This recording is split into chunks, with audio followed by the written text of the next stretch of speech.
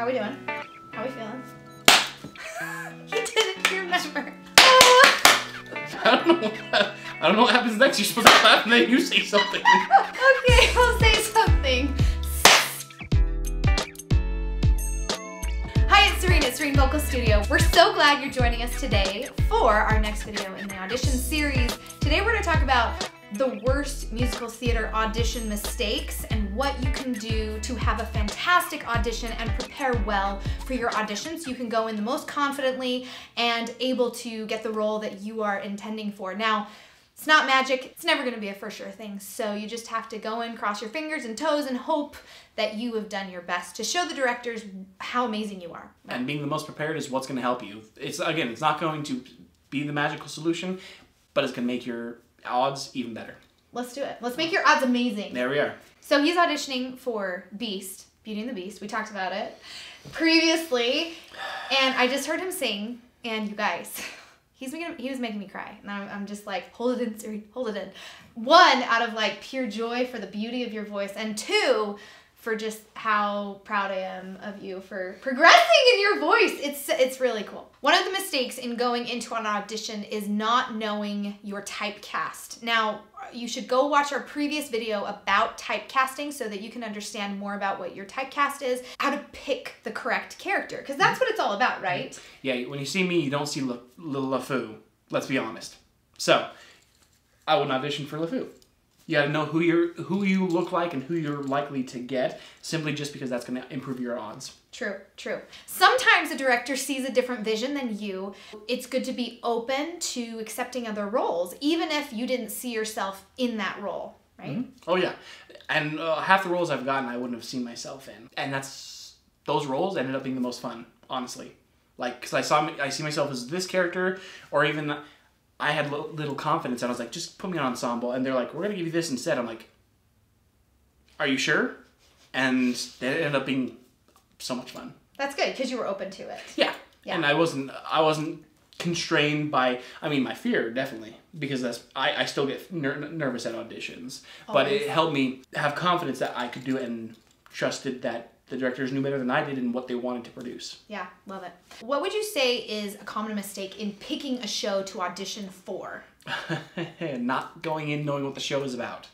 Because if you go in and you just like, oh, this show sounds fun, and you just audition for it, but you pick a song that is completely out of context or out of theme of the show or out of style of the show, you're not going to look very professional. If you're auditioning for Beauty and the Beast, and I decided to choose a song from Sweeney Todd. Yeah, those shows, the styles of music are completely opposite. Alan Menken and Stephen Sondheim, nothing alike.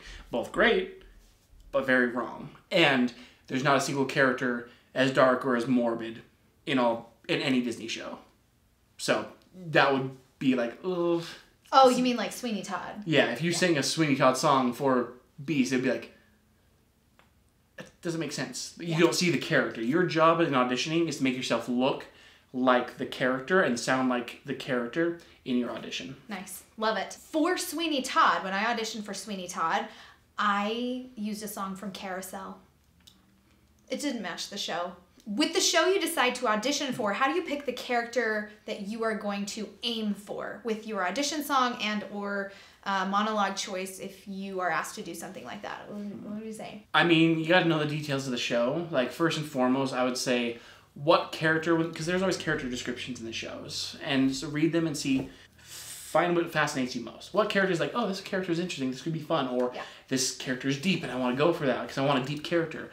And then think what character is easiest for me. And I think go in that with mindset of choosing multiple so you can know I can do this character, but in a pinch I can also do this character because this one's an easier, or I've done a similar role or something of that sort. And then as much as people hate it, look at the ages as well, because if I were to audition for Count Frollo in Hunchback of Notre Dame, great thing, but he's supposed to be an older guy. He's a count. He's a bishop in a church in medieval times. Yeah. He's an older guy. I'm in my 20s. I don't look like a creepy old man. With enough makeup. How would you try to be a creepy old man, though? If you entered the room? I would be silent, and I would... Show me a picture right now. It's working. And see, it's possible. It's possible. Great, I'm creepy. That's good to know. But, so it's possible to always get roles that you don't fit into, even in age ranges you can break. But it's always, if for confidence sake, unless the the directors, have a different vision, then try to stick to that as much as possible of the character descriptions and personalities and so on and so forth. Those character descriptions are really important. I think sometimes they get looked over, and that can work against you if you go for a show, you kind of glance through it and didn't really get into detail with it, and then you come to find out that those character descriptions could either make or break your audition, because maybe you thought, oh, I'm going to go for this character, and didn't look at it carefully enough, because then you could miss the fact that those characters were supposed to be, 50 to 60 years old, and you're like this 20 to 30-year-old person. And then the song you picked for that character matches that character, but they would never cast you in that role. So those character descriptions are going to really help you. That's why they have them there. Use them and analyze them really deeply. Yeah. You can even look at the words they pick to describe each character and, the character you're going for, and kind of base how you approach that character with those words. Mm-hmm. I would also just advise you be familiar with the show, because if you have no idea what you're getting into, it looks very unprofessional. Like, if you've never heard of Carousel or, heaven forbid, Sound of Music, and you go in there with some poppy song from High School Musical, you're going to look really unprofessional. When I auditioned for Sweeney Todd, I had never seen the show. Really? I still haven't seen the show. I mean, I've seen the show, but I haven't sat and watched the show. But I didn't know what it was about. Murder Meat Pies in Victorian London. See, I had no idea. And that's okay. I still got into the show. Yeah. I have a goal to actually watch Sweeney Todd, the one with Johnny Depp. And I haven't done it yet. I've watched clips. Find a different version. Oh. But I really want to watch Johnny Depp. He can't sing. That's okay. I love Johnny, but I'm okay with sing. That. Okay. I'm also okay with the Les Mis they did. There's a lot of controversial surrounding that Les Mis. I get it. I just don't like Russell Crowe. Yeah, I get he's the only one I don't. There's a lot of tension in his voice. Can you think of it? And auto-tune. and auto-tune. Mm-hmm. You can hear the metal grating and the corrections. Yeah. But anyway, I love that. I love what he brings. I love the grittiness. Oh, the character is great. Yeah. Just not vocals. It's okay. The cool thing about that one is they recorded all those vocals live. Makes sense. Which is harder to do vocally to get the sound you want. It's harder to go back in and edit the voice to be something amazing. Speaking of Beauty and the Beast, we're going to kind of analyze the characters within Beauty and the Beast to figure out what song should be picked per character. Maybe for 2 characters or something? Yeah. Okay. Maybe even 3. Maybe even 3. There's some really interesting characters. Yeah, and there's enough dynamics between them that you'd want to make sure you have the right choice for that character. This is true. Since you're auditioning for Beast, yes, talk us through the analyzation process of auditioning for Beast, and kind of, if you were to read the character description, why you would pick that versus Gaston or whatever. So I guess if there were to be a character description, or at least I were to put it into words, we know that Beast is, he's a beast. But he was cursed because of arrogance at a young age. He was cursed at a young age for being selfish, for being rude, for being only focusing on outward appearance, whether of himself or others. He was cursed to look like that. So now, in the 10 years of being trapped that way, he's become, instead of being hopeful that he has a way of escaping, he's sunk into a depression. He's lost hope. He's lost all willingness to even try and find a way out. He's accepted his fate, and now he's bitter and angry. You've analyzed this really well. You think? And so, as a bitter and angry person, and again... Are you talking about yourself? Well, I don't have servants and a castle to myself. I meant the bitter and angry part. Maybe a little bit. Certain aspects of my life, it's fine. Yeah, it's fine. It's fine. It's fine. If there was a wish that cursed me, Where the heck did she come from? And where did she go? Where did she go? Didn't she disappear after that fateful night? Yeah, but I apparently I didn't...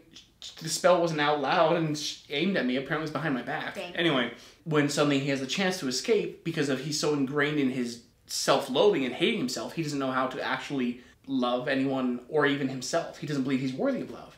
And so he tries to lash out and push her away and be the beast he thinks he is, the monster he thinks he is. He struggles to accept himself and then believe he can be accepted by anyone else. This is a perfect role for you. Right? I'm over here like, you're amazing! You're like, shut up! I'm not amazing! I'm an angry driver! I'm just missing the horns. It's fine. It's fine. Oh, I'm pretty sure they might be under there. They are. They're just smaller. So, we're auditioning for Beast. Yeah. How do you pick a song for such a depthy character? It's hard. Because you have to be a leader, you have to be a monster, you have to be a hero, you have to be a prince, and you also have to be a broken, hurt child all at the same time. I don't know about a child. Because like a teenager? Yeah, he was hurt because again, when you're raised as a prince, you're raised as a spoiled brat. Like you're doomed to fail. Being traumatized, again, we can say trauma or whatever, but like being raised that way and breaking that is hard. Yeah. So being all those things at once, you have to find a song that can try to encompass that and the hope of escape. Yeah. And so trying to find a character who is both bad but trying to be good is finding a song like that's hard. You can always go to those websites and try to find those songs that they're like, oh, this is great, and you're like, maybe. You know what I always like to do to find songs? Yes. And take it or leave it. I'm curious what your take on this is. Mm. I will Google best audition song for Beast in Beauty and the Beast. I'll link below the website that I always go to and start there. Whether or not you pick one of their suggested songs is irrelevant. You can just start somewhere, and normally that will help give you ideas for where to go next. Or you can pick one of their song ideas and say, hey, that'll work for me. Yep. Yeah, so I don't know. Did you go that route? Yeah, that's usually what I do is I go through and I try to see these work, and then I try to think of similar, and then if I don't like any of them, or because again, directors hate hearing the same thing over and over and over again. Yeah. So if everyone does that, and there's 40 people auditioning for Beast, and they all use that website, and they're going to hear, and there's 4 songs listed, average, they're going to hear each of those songs 10 times. Yeah. The goal to stand out is also to choose a song different than those songs. If there's a song that I have heard on there that I know is popular, I tend to stay away from it. Yes. So the less known songs is always the safer option. For a dark character trying to be a hero, it's or vice versa, a hero trying to be a dark character. Yeah. There's lots of, like, you can think of Javert from Les Mis. He's both the antagonist, but he's a cop. He's doing his job. He's technically a good guy. This is just my job. Exactly. How often do you hear that on the cop shows? I'm just doing my job. I mean, to make up for like kind of crappy behavior. I don't watch cop shows, so I believe you. Sorry, that's on you. Fine. Okay, sorry. I've watched a lot of cop shows, and Castle. I watched Castle. Sure. I guess this doesn't matter. This is fluff. This is fluff to cut out, yeah. Okay, so I have a question about audition songs. So, there's an audition coming up for Jekyll and Hyde. Yeah. The song that I picked previously, I went back, because I auditioned for Jekyll and Hyde in 2020. So I went back and looked at that song, and I was like, this was not a good choice. What song was it? If you don't mind me asking. It's one from Dracula. I don't even remember. But it kind of stayed like this. It didn't have any moments for me to shine. And that was one reason I was like, ugh, this is so sad and weepy. I don't want to do it. So I was talking with my voice teacher, and we have picked one from the Scarlet Pimpernel, which to me a little bit is like, I feel like a lot of people is going to do this, but maybe people won't do it. I don't know. Thoughts on Scarlet Pimpernel? I think it's so well known that people are going to avoid it because, again, it's a gamble. Like, let's be real, it's a gamble. Yeah. But because so many people know it, they're probably going to be like, oh, I'm going to choose something else because people are going to do that. Yeah. So they're going to have that same mindset. So I'm going to do it this time. Go for it. My biggest suggestion when it comes to picking a song is choose a song that's going to show off your voice. It needs to show the style, that you can sing the style of the show, whatever that ends up being, but also needs to be honest because there's a difference, as we've talked about in our other videos, acting and overacting and then honest acting. So if you choose a song that you're trying to force yourself to sing and it's not coming out and you're not connecting to the song, it's going to show. You need to be able to connect to the song, and that's going to show you can connect to the character, and then they can see you in that the shoes of the character you're auditioning for. So in thinking about picking your song, if you need help figuring out the range, asking a vocal coach or somebody who helps with auditions can always be helpful. I know Danny has a vocal coach. I have a vocal coach. I am a vocal coach. It's really helpful to get an outside opinion, and getting coaching can be really, really helpful. If you need help, reach out to somebody. You can even reach out to me. Comment below. I will see what I can do for you or point you in a direction that will help you figure out that range. So we're going to talk about how much time should we actually spend preparing for an in-person audition? I think that really depends on you. That is my honest answer. I think it depends on you. For me, I've started preparing for my audition for Beauty and the Beast. That's in April. I started preparing it back in January because I'm an over-preparer. So And you also really want the role. I also really, really want the role, so Yeah. I want to make sure I sound the best I can. So I guess it depends on how badly you want the role and what type of person you are, and I guess how much background in singing you already have would be my honest answer. If you've been singing for 20 years and you're like, yeah, I got this. I've known people who have like, I practiced for like 3 days before the audition, and I'm like... Have you ever done that? Practice for like 3 days and then walk into an audition and you're like, here I am. Yeah, I didn't get the role. I prepare at least minimum 2 weeks. Okay. Just because I want to make sure I know the song, know the lyrics, get the training with my vocal coach, and I also have time to either record the video, because now there's a lot of video auditions, or feel confident enough to sing in front of other people. Because I also, ironically, I hate singing in front of other people. He's in musical theater, people. Auditions I hate. Performing I love. Don't ask me how that works. So I love that you said 2 weeks minimum to prepare for an audition. I think that's a really good number. In the minimum, I think if you can take more time to prepare, that's going to benefit you. Do you think the same amount of time is also spent for a virtual audition, because you're taking your own self-tape? You do have to figure out a few things. You can take as many takes as you want. Yeah. But you want to make sure that you're presented well on camera. You want to make sure your angles are good. You want to make sure the lighting is good. You also want to make sure you are presenting yourself on camera the way that you would in person. We'll talk about dressing for an audition here in just a second. The double-edged sword of virtual auditions is you can take as many times as you need to, but you can take as long as you need to. And if you're a perfectionist, like, you're going to watch the video 1,000 times, and you're like, this isn't good enough, this isn't good enough, this isn't good enough, this isn't good enough, that one was okay, this isn't good enough, and then you send in the one that was okay. The last thing we want to talk about is dressing for our auditions. Let's give some examples of bad dressing for auditions, whether they be in person or on video. Dressing for the auditions is you want to both look the part, but you also don't want to be begging for the part. So in this specific example, it brings to mind a friend of mine who really wanted Prince Eric from Little Mermaid. And so he's like, I'm going to wear black pants, I'm going to have a red tie and a white shirt. And I'm like, okay, that could work. As an actor, your goal is to audition to show you can be the character and show you can act that character, but you're not begging for it. So, yeah, but that doesn't necessarily say to me begging for the part, because black pants, white shirt, red tie, like, it's not, you could just be a guy. when you're auditioning, you want to make sure that you are dressing professionally to show that you want to be respectful, you want to be clean, you don't want to be looking like you just got out of the gym wearing your leggings and sweaty shirt. You want to make sure that you're wearing something that you would wear to a job interview almost, because you are interviewing for the role. Yes. So, Danny is a very good example. This is very professional. These are jeans. I think jeans are okay as long as they don't have big gapy holes. Yes. If they have big gapy holes, I would say don't wear that. And the stylization as well, color can play a part. So yes. So nice button up, nice black jeans, nice closed-toed shoes. He looks amazing, right? This is something I might wear to an audition, maybe. I'd probably get rid of the denim because it brings down the professionalism a little bit for me.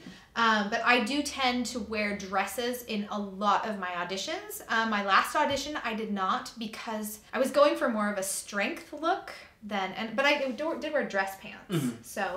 But I was trying to show maturity, and I felt like all my dresses were also the wrong time period. So if you're auditioning for a 1940s show and you show up in a 1960s dress, it doesn't translate very well. So you want to make sure that you have something similar, either in textures, in style cuts, or whatever. Because for the ladies specifically, you could have a dress that's more of an A-line. A-lines tend to go throughout lots of different time periods, but like I have a 50s dress that I tend to wear, it's very fitted and the neckline is very, very 50s, but it wouldn't work for certain shows, right? It's the wrong style.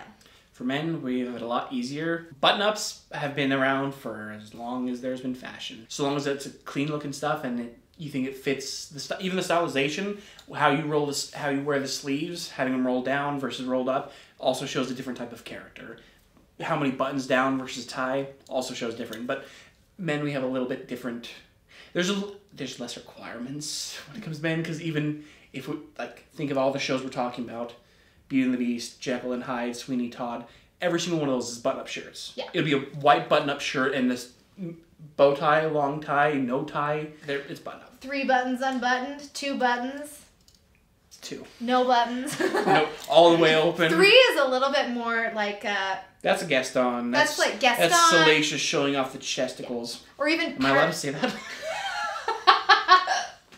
3 down also reminds me of like Pirate King and Pirates of Penzance, which That's the ladies will love it. It's a show-off character. It's the heartthrob character. But if you upturn your collar, now we're getting into what I think is more Newsies. What do you think? Yeah, Newsies or Grease. Grease. Yeah. And that would be great for like Rizzo for Grease. So you can keep the dress and the denim at the same time. Because depending on the character, you could even get away with that in like a character from Mamma Mia. Like Donna could even be wearing a denim jacket because she was a rocker from the 70s and stuff like that. So like it all depends on the character for what you want to show off. What time period is Jekyll and Hyde? A Victorian. So 1800s. So what would you say in terms of a lady styling for Jekyll and Hyde? Obviously, I would recommend a dress. Something, if you have a more formal dress, I would almost suggest wearing that. Or are we talking prom formal? No, not formal. I had to bring it up. Think like formal event, like you would say church or wedding or stuff like that. Okay. Because everyone has a dress that they've worn once for a special event. So, for example, when I think of Lucy in Jekyll and Hyde, and you're saying a church dress, I'm like, okay, going through my closet. So, I guess it would. Yeah, Lucy versus Emma is quite different. So for Emma, church dress. Lucy, and almost loose flowing is fine. Whatever you think would be innocent. Okay. So that would be more of a church dress. Okay. Lucy, on the other hand, she is not. She's not innocent. She's down on her luck. So that is where it would be more of maybe a more flashy dress, as less innocent. So you would want to dress more flashy because her job is to attract attention and make money. Cool. Yep. Love it. All black is a great option because it literally is just a blank slate and they can just imagine you in anything. Like they'll we'll throw a dress over that, we'll throw a jacket over that. When in doubt, wear black. If you don't have something specific for the character, just make sure you look clean, you look proper, and you are interviewing. So you want to look the part of your character. If you're going for like a beat down character, don't show up wearing beat down clothes though. Yeah. You still want to look clean. Yes.